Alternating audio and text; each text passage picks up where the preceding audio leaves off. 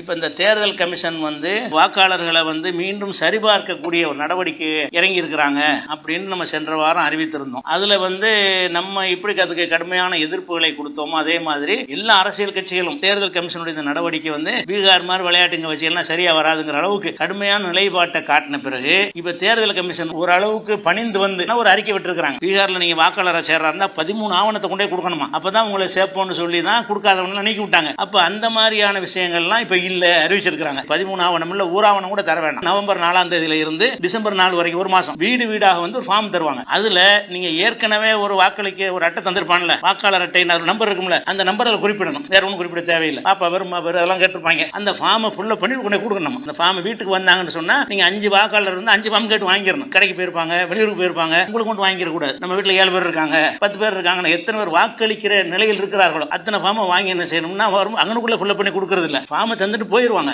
நீங்க இந்த ஃபார்மை ஃபுல்லா பண்ணி கொண்டு போய் அந்த எந்த அலுவலகத்தில் கொடுக்க சொல்றாங்களோ அங்க கொண்டே அதை கொடுத்துடணும். இது ஒரு விஷயம். ஆதார் அட்டையோ எதையுமே சேர்க்க வேண்டியது இல்ல, ஃபார்ம்ல இந்த விவரத்தை ஃபுல்லா பண்ணி கொடுத்துட வேண்டியது. அடுத்து என்ன செய்யணும்னா 2002க்கு பிறகு வாக்காளர் சேர்ந்தாங்கல்ல அவங்களுக்கு மட்டும் ஒரு புது கண்டிஷன். முதல் வாக்காளர் வச்சுக்கிறீங்களேன், வாக்காளர் என்னன்னு கேட்கும் போது என்ன செய்யுமா, நான் வாக்காளர் இல்ல, என் தகப்பனார் வாக்காளர், அவருடைய வாக்காளர் ஐடி தான், அவங்க எங்க தாயாருடைய வாக்காளர் ஐடி எது இருக்கிறாங்களோ அந்த மாதிரியான ஒரு அதுல கொடுத்துருப்பான் ஃபார்ம்லயே. அதை நீங்க ஃபுல்லா பண்ணி கொடுக்கணும். இப்படி கொடுத்த பிறகு டிசம்பர் 4 வரைக்கும் முடிஞ்சிடும். டிசம்பர் 9ஆம் தேதிக்கு என்ன செய்வான்னு கேட்டா வரைவு வாக்காளர் வெளியிடுவான். மாற்றங்களுக்கு உரியதுன்னு அர்த்தம். வரைவு வாக்காளர் என்ன செய்வான், இணையதளத்தில் வெளியிட்டுவான். இவங்க எல்லாம் வாக்காளர்னு சொல்லி அன்னைக்கு தான் உங்களுக்கு வேலை இருக்குது. நீங்க பாக்குறீங்க வரைவு வாக்காளர்ல உங்க பேர் இருக்கு, விட்டு பேர் தான் வேலை. வரைவு வாக்காளர்ல உங்க பேர் இல்லாம இருந்தா அதை நீங்க முறையிட்டு சேர்த்துக்கலாம். வேணும்னு பண்ணுவாங்க. அப்படி ஏதாவது இருந்துச்சுன்னு சொன்னா சரி பண்ணிடுவாங்க. பிப்ரவரியில வெளியிட்டதுக்கு பிறகு அப்புறமேல என் பேர் இல்ல ஓம் பேர் இல்லன்னு பேச முடியாது. நீங்க வாக்காளர் இல்லைன்னா இல்லதான், மறுபடியும் அந்த வாய்ப்பு தந்தா தான் பார்க்கணும். டிசம்பர் 9க்கு பிறகு கவனமா நீங்க இருக்கணும். அது போக இந்த தளர்வுக்கு ஒரு முக்கியமான காரணம் இருப்பதாக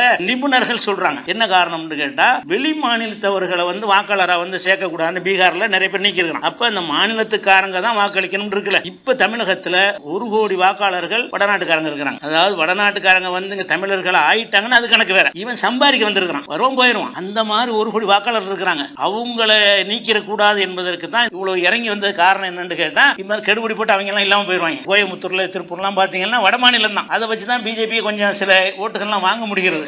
அப்ப அதுக்கு தான் இதை செய்வதாக கருதுறாங்க. அதனால இன்னொரு கடமை, கொஞ்சம் விவரம் தெரிஞ்சவர்களுக்கு கடமை என்ன இருக்குன்னு கேட்டா ஆன்லைன்ல போய் அந்த வட மாநிலத்தில் இருப்பாங்கல்ல அவங்களுடைய வாக்காளர்கள் இருந்துச்சுன்னு சொன்னா இவர் தமிழ்நாட்டுக்காரர் கிடையாது அப்படின்னு சொல்லி நீங்க புகார் கொடுக்கலாம். ஃபார்ம் 7 வாங்கி புகார் கொடுக்கலாம், ஆன்லைன்லயும் புகார் கொடுக்கலாம். அது செய்யற கடமை. நம்ம சேர்க்கறதுக்கு பாடுபடுவதை விட வாக்காளர் தகுதி இல்லாதவன் சேர்க்கப்பட்டால் விரும்பின ஆட்சியை கொண்டு வந்துருவான். அது தமிழகத்தில் வர விடக்கூடாது. அப்படிங்கிறதுக்காக வேண்டி இதுல யாருக்கு விவரம் இருக்குதோ அவங்க பாடுபடணும் என்று கேட்டு முடிக்க சொல்லலாம்.